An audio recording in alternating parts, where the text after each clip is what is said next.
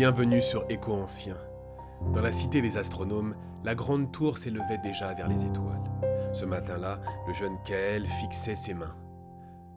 Les mêmes mains qui avaient taillé les arcades du marché, sculpté les fontaines du quartier des scribes, les mêmes mains que les maîtres eux-mêmes venaient observer travailler. Quand les anciens prononcèrent son nom pour achever l'œuvre sacrée, son sang se glaça. Depuis l'enfance, Kael sculptait la pierre comme d'autres respirent. Ses doigts lisaient les veines du calcaire, trouvaient la forme qui dormait dans le bloc brut. Les arcades du marché portaient sa signature invisible. Les fontaines du quartier des scribes chantaient grâce à ses conduits parfaits. Quand les autres apprentis peinaient sur une simple corniche, lui achevait des chapiteaux entiers avant le coucher du soleil. Les marchands venaient de loin pour ses créations. Les maîtres hochaient la tête avec respect. Pourtant, dans le silence de son atelier, Kael examinait chaque pierre qu'il taillait. Il cherchait la faille, l'imperfection qui révélait sa supercherie. Car au fond de lui, une voix murmurait qu'il trompait tout le monde.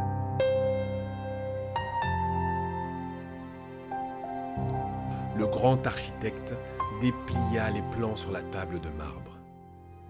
La tour devait s'élever encore de 100 coudées pour atteindre la chambre stellaire. Là-haut, les astronomes scruteraient les mouvements célestes pour guider les saisons et les voyages.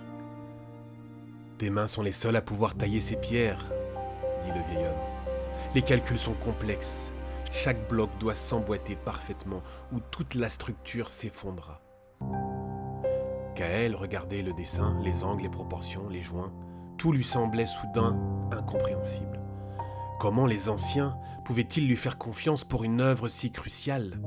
Dans sa poitrine, son cœur battait. Comme un oiseau en cage, il accepta d'un signe de tête, incapable de prononcer un mot. Les premières pierres montèrent sans problème. Kael taillait le jour, vérifiait la nuit. Mais chaque rangée ajoutée aggravait ses doutes. Il grimpait l'escalier en spirale, une torche à la main, palpait les jointures, scrutait les angles. « Il va s'effondrer », murmurait-il dans l'obscurité. « Je ne suis qu'un imposteur. » Les autres ouvriers remarquèrent ses habitudes étranges. Il retaillait même les blocs 3 fois. Il mesurait avec plusieurs instruments différents. Ses gestes autrefois fluides devenaient hésitants. Le soir, ses mains saignaient d'avoir trop serré ses outils. Une nuit, il croisa Mira, la jeune astronaute qui supervisait les travaux. « Tu es encore là ?» demanda-t-elle. « Kael, les autres maîtres dorment. Pourquoi pas toi ?»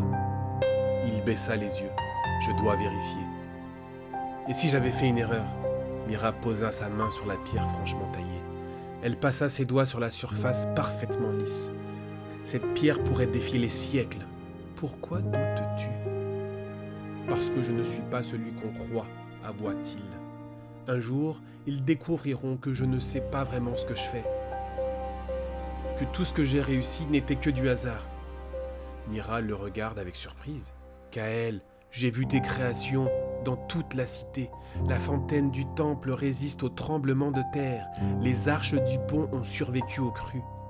Que faudra-t-il de plus pour te convaincre ?» Il secoua la tête. Ce n'était que de la chance. Mais cette tour, si elle tombe, des vies sont en jeu. Les astronomes comptent sur elle. Les jours suivants, Kael travaillait de plus en plus lentement. Il s'arrêtait au milieu d'un geste, soudain paralysé. Les plans tremblaient dans ses mains moites. Il consultait les dessins jusqu'à l'épuisement, cherchant une erreur qui n'existait pas. Les ouvriers commençaient à chuchoter entre eux. Un matin, le grand architecte grimpa jusqu'au chantier. Ses pas résonnaient sur les planches de bois. « Kael, les astronomes attendent. L'alignement des planètes aura lieu dans 2 lunes. La chambre stellaire doit être prête. » Kael s'arrêta de tailler. Ses mains tremblaient si fort qu'il dut poser son ciseau. « Maître, je ne peux pas. Trouvez quelqu'un d'autre. Mes pierres ne sont pas assez précises. La tour va s'effondrer à cause de moi. » Il recula d'un pas, le visage livide. Le vieil homme l'observa longuement. Il examina les pierres taillées, passa ses mains sur les joints invisibles. « Tu penses vraiment que nous t'aurions choisi par erreur ? Que tous les maîtres se seraient trompés ? Oui, vous êtes tous laissés berner. Cette nuit-là, seule sur la tour, demi-achevée, Kaël contempla le ciel endormi. Les fenêtres brillaient comme des étoiles tombées. Le vent faisait vibrer les cordes des échafaudages. Il s'assit au bord du vide, les jambes pendantes. Peut-être devrait-il partir avant que sa supercherie ne soit découverte. Soudain, un grondement sourd monta des profondeurs de la terre. La tour oscilla violemment. Kaël se cramponna aux pierres, persuadé que tout allait s'écrouler sur lui. Les planches craquaient, les poulies grinçaient. Il ferma les yeux, attendant la catastrophe. Le fracas de sa tour qui s'effondrait. La preuve finale de son incompétence. Mais le grondement cessa. Un silence total s'installa. Kaël réouvrit les yeux. La tour tenait toujours. Immobile et solide comme une montagne. Il se leva, incrédule. Ses mains caressèrent les joints qu'il avait taillés. Pas une fissure, pas un ébranlement. La structure avait résisté à la secousse, comme si elle faisait partie du roc lui-même.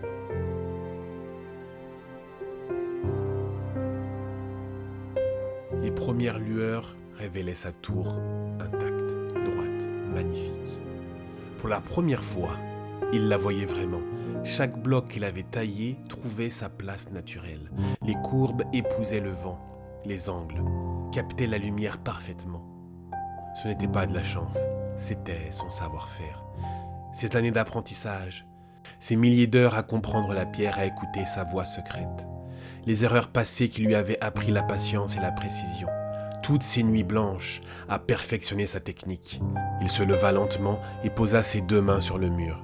La pierre était chaude sous ses paumes. « Tu existes » dit-il à la tour. « Tu es né de mes mains, de mon travail, de mon cœur. » Il resta longtemps comme ça, le front contre la pierre, et pour la première fois depuis des années, la voix dans sa tête se tut. Les vrais imposteurs, eux, ne doutent jamais. Kaël acheva la tour en quelques semaines. Non, plus dans l'angoisse, mais dans la joie de créer. Il cessait de vérifier chaque pierre 3 fois. Il faisait confiance à ses gestes, à son expérience. La chambre stellaire s'épanouit sous ses mains comme une fleur de marbre. Le jour de l'inauguration, quand les premiers rayons traversèrent les ouvertures calculées, les astronomes retiennent leur souffle. La lumière frappait exactement là où elle devait frapper. Mira se tourne vers Kaël, elle ne dit rien. Elle posa simplement sa main sur la pierre, comme elle l'avait fait cette nuit-là sur le chantier. Et elle sourit, lui aussi. Parfois, nous sommes les derniers à reconnaître nos propres talents. Nous cherchons l'approbation des autres en refusant celle que nous devons d'abord nous donner. La vraie compétence ne crie pas, elle murmure. Et c'est souvent dans ce murmure que nous doutons de l'entendre. Et toi qui m'écoutes, si tu doutes de toi en ce moment, rappelle-toi, ce doute ne prouve pas que tu es un imposteur. Il prouve que tu veux bien faire, et c'est déjà beaucoup. Si cette histoire a éveillé quelque chose en toi, d'autres récits t'attendent. À très bientôt sur les chemins de l'écho ancien.